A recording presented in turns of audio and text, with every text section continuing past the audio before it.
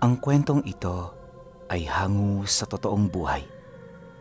Karanasan ito ni Cesar. Taong 1974, patin ay Agusan del Sur.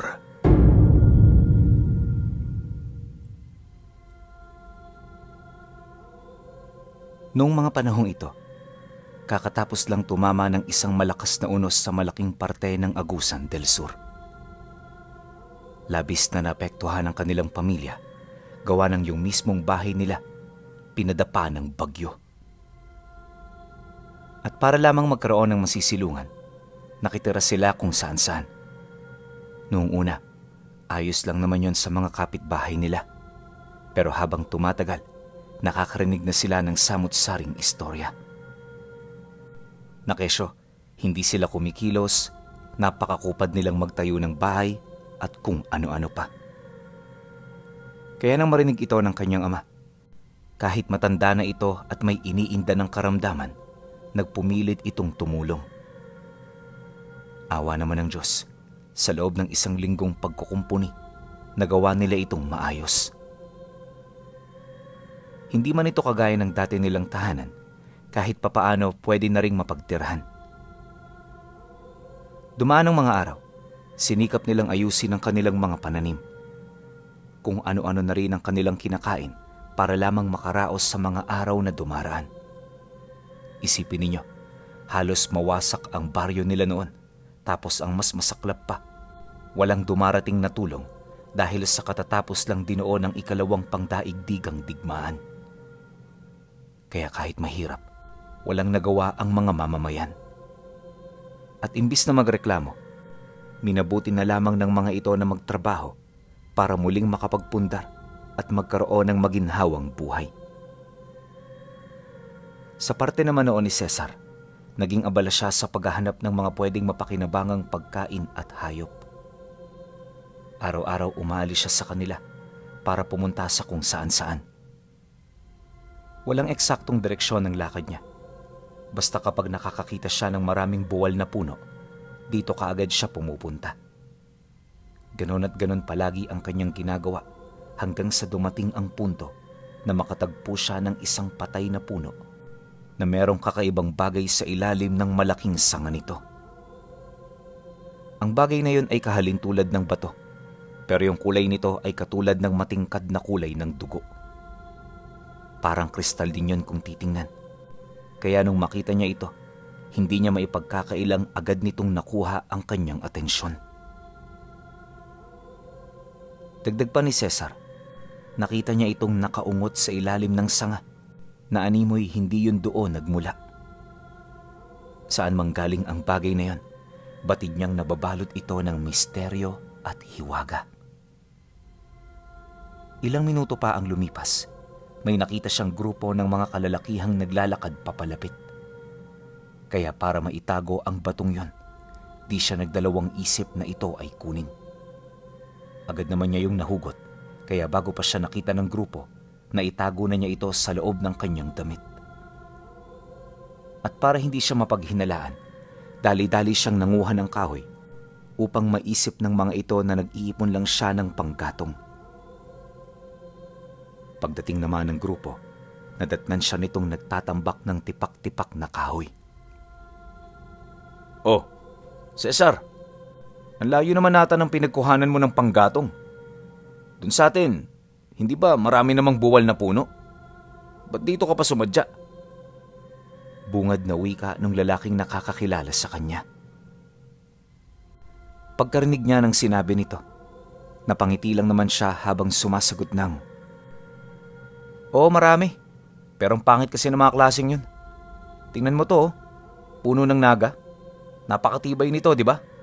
Yung mga sanga, ipapangsaing namin. At itong malalaking parte ng katawan, hati-hatiin namin para gawing mueble sa bahay. Alam mo naman, wala na kami rong matinong upuan at mesa eh. Kaya ito na lang ang gagamitin namin."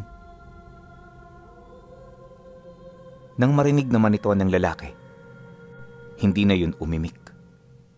Kung isipin kasi, may punto naman talaga ang kanyang isinagot.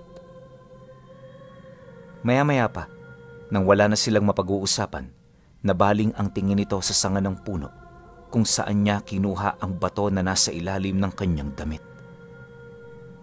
Paglapit dito ng kakilala niya, ramdam niya ang pagtataka sa bawat siyasat nito sa bakas ng kahoy.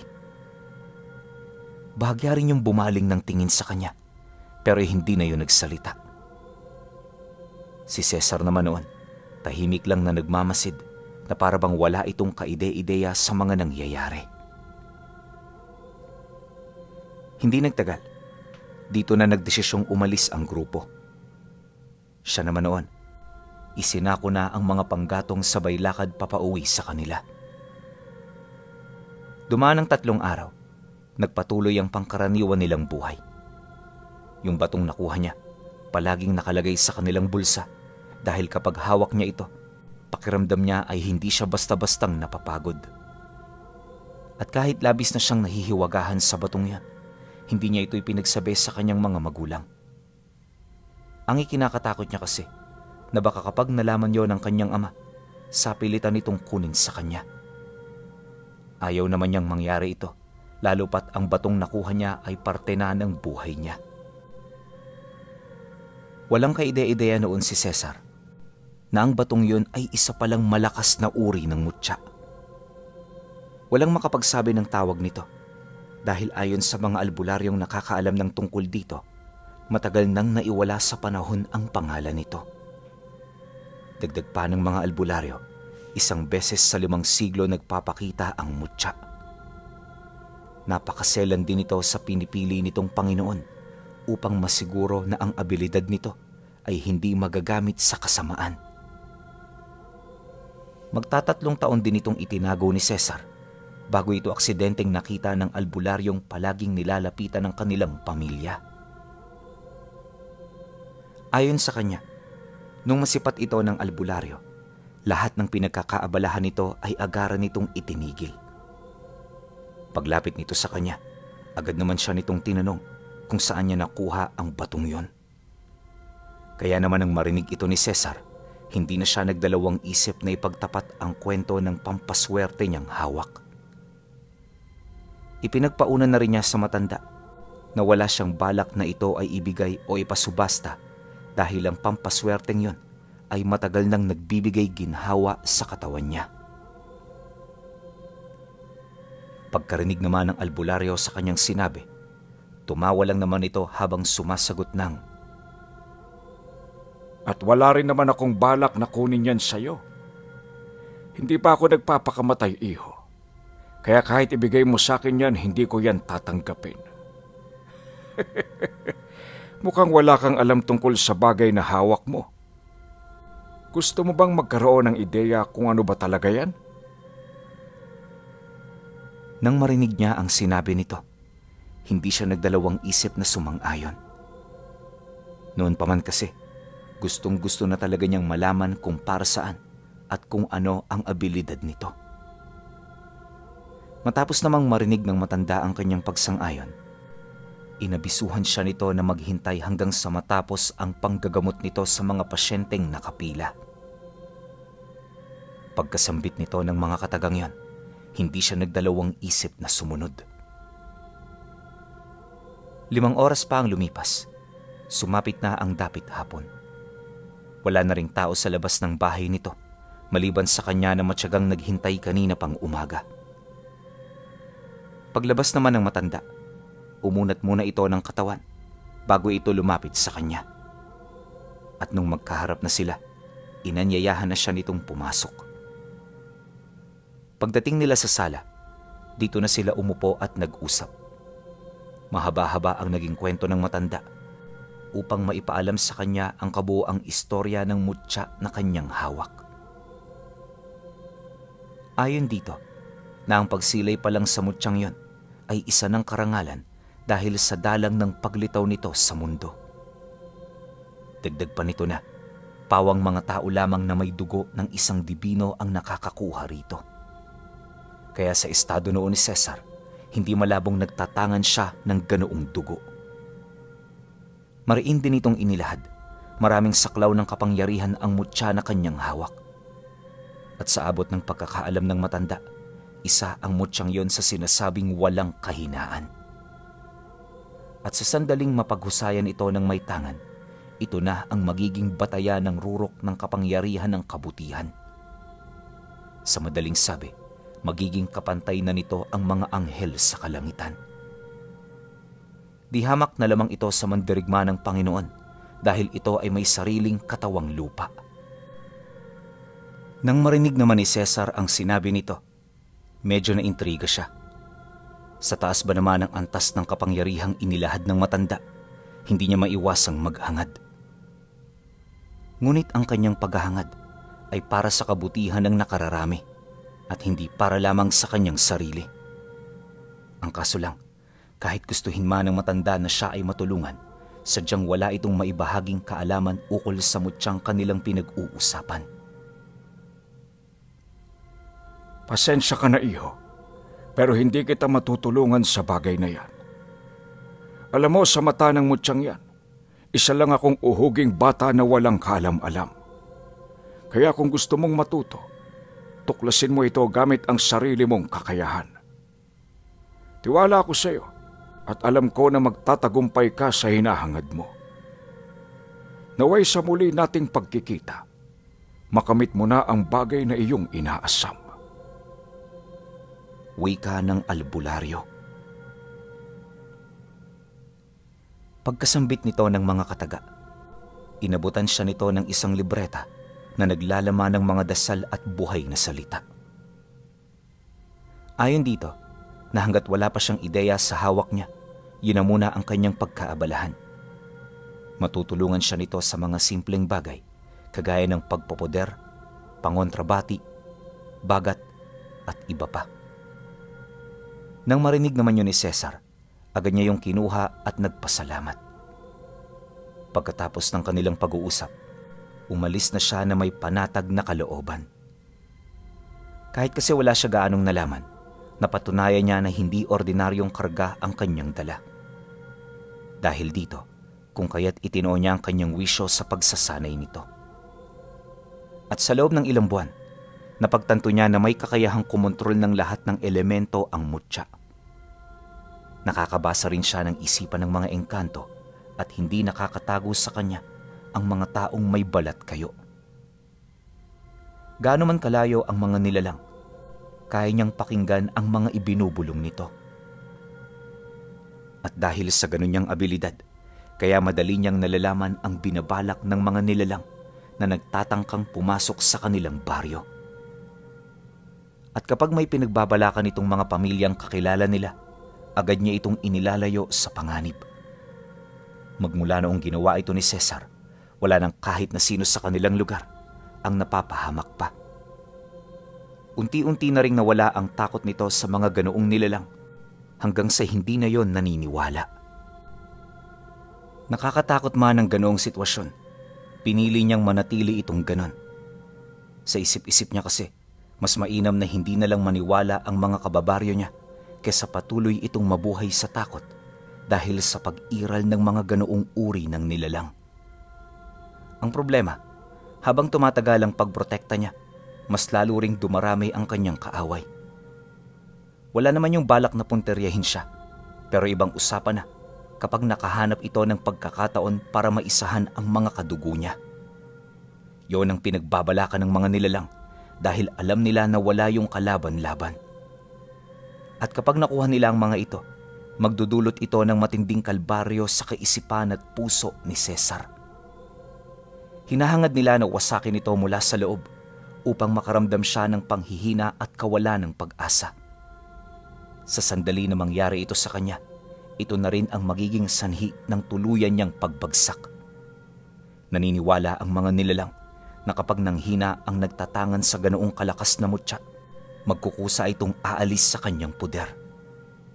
At sa oras na yun nga ang mangyari, wala na siyang magagawa pa para mailigtas ang sarili niya. Ang kaso lang, di ito basta-bastang magagawa ng mga nilalang dahil lahat ng mga kadugo niyang malapit sa kanya ay merong pangontrang sa kanya mismo nagmula. Pangkalahatan ng mga pangontrang bigay niya, kaya kahit anong nilalang hindi makakalapit dito. bagay na siyang naging pangunahing problema ng mga nilalang na merong malalim na galit sa kanya. Makailang beses na rin niya itong sinubukan, kaya sa katagalan naging kampante na rin siya. Ngunit makalipas lang ang ilang buwan, dito na nagsimulang dumating ang mga kalbaryo ng buhay niya. Nag-umpisa ito sa kapatid ng tatay niya. May mga pangontra naman ng mga kamag-anak nila. Ang problema, hinuhubad nila ito tuwing sila ay naliligo sa sapa. At sa kakahubad ng mga pangontrang yon, nakalimutan ito ng kapatid ng tatay niya na isuot. Nataon ding may lakad ito noong araw na yon, kaya nung umalis ito, wala itong dalang kahit na ano. Kinahapunan, habang nasa kasagsagan sila ng pagpapahinga, sinalubong sila ng isang nakakatakot na balita. Ayon sa asawa ng tiyahin niya, hindi pa ito nakakauwi galing sa Karatig Sitio. Nagpaalam ito na babalik bago sumapit ang 4:00, pero dapit hapon na, wala pa rin silang balita. Ang ipinagtataka pa nito, hindi yun nag-utos ng taong magsasabi sa kanila ukol sa dahilan nito. Nang marinig naman ni Cesar ang sinabi ng kinakasama nito, di niya maiwasang mapaisip. Dala ng pag-aalala, dali-dali siyang kumuha ng gamit. Pagpaalam niya sa tatay niya, agad naman siyang naglakad patungo sa Karatig Sitio. Di na rin siya nagsama ng kung sino-sino, lalo pat kaya naman niyang protektahan ang kanyang sarili. Habang binabagtas niya ang daan, panay ang ginawa niyang pag-ihip ng usal sa hangin. May mga engkanto na rin siyang inutusan upang mas mapadali ang kanyang paghahanap. Hindi nagtagal. Nang marating na niya ang sitio, agad siyang dumiretso sa pamilyang pinuntahan nito. Yun nga lang, pagdating niya sa lugar na yon, wala siyang nadatnan. Pati ang pamilyang pakay ng tiyahin niya, bigla na lamang nawala. Ang mas nakakapagtaka pa, walang makapagsabi kung saan yun pumunta. Kaya nang mapagtanto ito ni Cesar, tinawag niya ang lahat ng elementong naninirahan sa bahay nito. Binubuo yun ng mga laman lupa at ligaw na kaluluwa na agad din namang tumugon sa kanyang pagtawag. At nang magpakita na ito sa kanya, isa-isa niyang tinignan ang mga hawak nitong memorya. Mula sa mga nilalang na yan, nakita niya kung papaano salakayin ang bahay ng binisita nito ng grupo ng mga aswang na nagbabalat kayo bilang ordinaryong tao. Sa sobrang bilis ng mga pangyayari, hindi na nakapalag ang tiyahin niya, maging ang pamilyang nagmamay-ari ng bahay. Lahat sila isinilid sa sako bago tuluyang ilabas para walang makapansing tao. Matapos ang pangyayaring yan, agad namang nawala ang mga pangitaing nakita niya. Ibig sabihin, hanggang dito lang ang nasilayan ng nilalang na kanyang tiningnan. Ilang minuto pa ang lumipas nang makuha na niya ang lahat ng hinahanap niya. Napabuntong hininga lang naman siya habang nagwiwika sa kanyang sarili ng, "Ay, kung hindi hinubad ni Tia ang regalong ibinigay ko, hindi siya magkakaganito. Kahit matatanda na talaga, may katigasan pa rin ang ulo eh." Sa pagpapatuloy ng kanyang pagmamasid sa paligid, wala na siyang nakitang kakaiba. Kaya nang malinis na niya ang iniwang kalat ng mga nilalang, nagmamadali rin naman siyang umalis. Bagaman wala siyang ideya sa lugar na kanyang pupuntahan, pinili niyang tahakin ito para mabawi ang kanyang kadugo. Nanindigan din siyang lilipulin ang mga nilalang na dumukot dito, buhay man o patay niya itong makukuha. Pagpatak ng gabi, nagpatuloy pa rin ang kanyang pag-usad. Bago sa kanyang lugar na napuntahan niya, pero hindi siya nagpatinag. Ilang oras pa ang lumipas, nang medyo malapit nang sumapit ang hating gabi, meron na siyang napansing mga nilalang na tila bang nagmamasid sa kanya. Lahat yon ay pawang tagapagmasid ng mga aswang, kaya nang maramdaman niya ang mga ito, alam niya na malapit na siya sa lugar na kanyang hinahanap. Pagkaraan pa ng ilang minutong paglalakad, may nakita siyang entrada ng isang lumang baryo. Nakatirik ito sa liblib na parte ng gubat, indikasyon na hindi mga ordinaryong tao ang naninirahan sa lugar na yon. Ilang hakbang pa, dito na bumungad sa kanya ang mga kabahayang pinagmumulan ng nakakasulasok na amoy. Hindi ito katanggap-tanggap sa sikmura, pero nagawa niyang pakibagayan ito. Sa isip-isip noon ni Cesar, di siya pwedeng magpakita ng anumang panghihina sa ganoong lugar dahil maaari itong gamitin ng mga nilalang sa kanya. Maya-maya pa, dito na nagsimulang pumalibot sa kanya ang mga nilalang na nasa kaanyuan pa ng isang ordinaryong tao. Yun nga lang, nanlilisik at namumula na ang mga mata nito na parabang anumang segundo, susunggaban na siya nito. Ngunit nang masipat yun ni Cesar, hindi siya nagpasindak. At para maipakita kung sino siya at kung ano ang kakayahan niya, inilabas niya ang kanyang punyal na ang nagsisilbi nitong talim ay ang pulang mutya na kanyang nakita. Pagsilay naman dito ng mga aswang, agad itong napayoko habang pilit na inilalayo roon ang kanilang mga mata. Walang kahit ni isa ang naglakas loob na tumingin dito, dahilan para makapaglakad siya ng walang kahit na anong inaalala.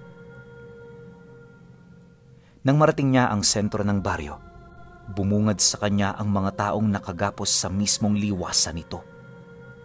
Hubot-hubad na ang mga biktima at sa estado nito parang dumanas ito ng matinding hirap bago yun makarating doon. Isa sa mga biktimang naroon ay yung tiyahin niya na halos hindi na niya makilala. Ayon sa kanya, na maliban sa bugbog sarado ang katawan nito, may mga tarak ding tipak ng kahoy sa ilang parte ng dibdib at tiyan nito. Marami na rin doong dugong nawala, kaya posibleng hindi niya na yun may uuwi ng buhay sa kanila. Matapos naman niya yung masilayan, muli niyang itinago ang hawak niyang punyal, kasabay ng pagwika niya ng, "Sino ang pinuno ng baryong ito? Gusto kong makausap." Nang marinig naman ng mga nilalang ang kanyang sigaw, bigla itong napatingin sa kanya. Sa puntong yun kasi, napagtanto nila na naglaho na ang nakakabulag na liwanag mula sa punyal na hawak niya. Hindi nagtagal, dito niya na nakita ang isang matandang babae na dahan-dahang naglalakad papalapit. At nang magkaharap na silang dalawa, nagpakilala ito bilang gabunan ng baryo. Maliban sa detalyeng yon, wala na itong ibinahagi. Mabilis din yung nagpalit anyo na parabang hinahamon siya nito ng isang duelo. Nang mapagtanto naman ito ni Cesar, natutuwa naman siyang nagwika rito ng, "Humahanga ako sa katapangan mo, pero hindi ako makapaniwala na ang hamak na katulad mo ay yayayain ako sa isang duelo. Sigurado ka ba?" Pagkasambit niya ng mga katagang yon, bigla naman siya nitong inatake. Nang masipat niya ito, agad niya yung inilagan na parabang siya ay nakikipaglaro. Paulit-ulit din niyang binigyan ng pagkakataon ng gabunan para lamang maipakita ang agwat ng kanilang lakas at kakayahan. At sa loob ng halos kalahating oras na pagbubuno, hinayaan niyang gawin ito ang lahat ng tanga nitong abilidad. Ipinakita niya sa lahat na sa kabila ng ganoong antas, nananatili pa rin itong mahina para sa kanya. Kalaunan, nang medyo manawa na siya, dito na siya nagdesisyong umihip ng mga buhay na salita sa hangin. 3 katagalang ang kanyang binitawan, pero yung naging epekto nito, katakot-takot para sa mga nilalang na nakasaksi. Ayon kay Cesar, na nung lumapat na ang usal na yon sa katawan ng gabunan, bigla na lamang rumupok ang mga buto nito. At sa loob pa ng ilang segundo, nagsimula na rin kumalas ang panga at mga galamay nito. Unti-unti na rin yung bumalik sa tunay nitong anyo, habang patuloy na nagsusuka ng itim na likido. Pagsilay naman ng mga aswang sa nangyayari sa kanilang gabunan, dali-dali nila itong nilapitan para tulungan. Nang masipat naman yun ni Cesar, agad niyang hinugot ang kanyang punyal kasabay ng pag-unday niya rito ng saksak. At nang masugatan na niya ang mga nilalang, bigla itong tumigil sa pagkilos. Pagbalik niya ng punyal sa lalagyanan, agad niya yung inutusan na atakihin ang kanilang mga kalahi. At sa isang iglap, walang kaabog-abog itong sinunod ng mga nilalang. Pagkaraan pa ng ilang minutong pagwawala ng mga ito, maraming nilalang na sa baryo ang pumanaw. Lahat ito ay namatay dahil hindi nito ginustong lumaban. Maya-maya pa, wala na ring nagawa ang mga natitirang aswang kundi ang iligtas ang kanilang mga sarili. Paglayo naman ito sa baryo, naiwan si Cesar sa liwasan kung saan naroon ang napatay niyang gabunan.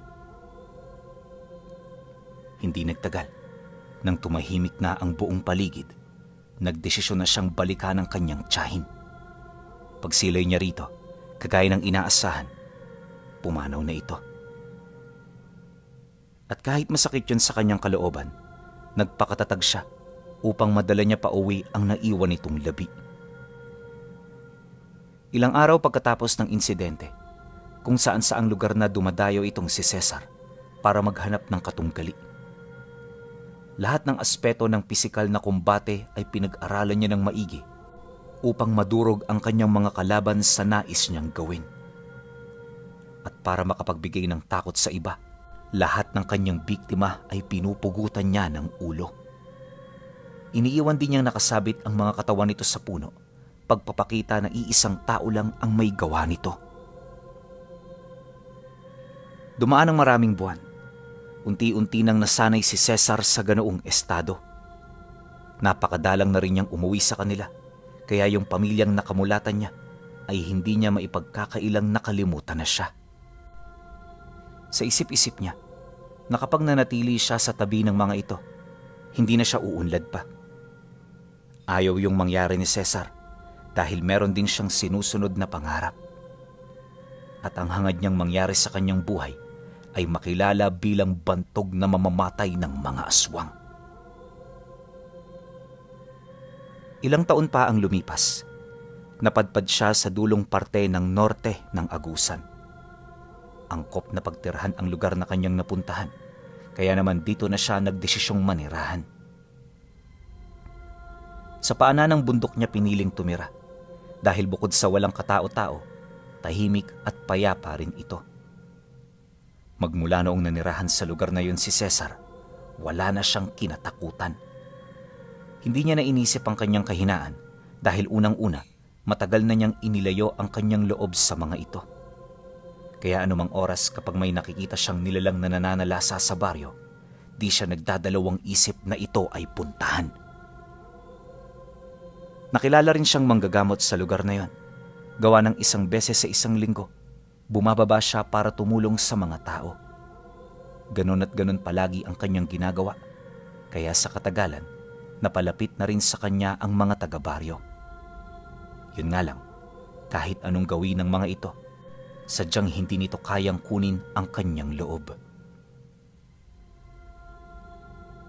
Isang hapon, habang wala siyang ginagawa, may mga napadaang antingero malapit sa kanyang tahanan. Malayo pa lang nakatingin na ang mga ito sa lugar niya, kaya alam niya na meron itong kailangan. Pagdating nito sa harapan ng bahay, agad namang tumigil ang isa sa mga ito habang pasilip-silip. Maya-maya pa, nang makita siya ng lalaki, kumaway ito sa kanya kasabay ng dali-dali nitong paglapit sa pinto ng bakuran niya. Di na yun kumatok na para bang kilala niya ito. Maya-maya pa, pagdating nito malapit sa kanyang kinaroroonan, masaya yung bumati sa kanya.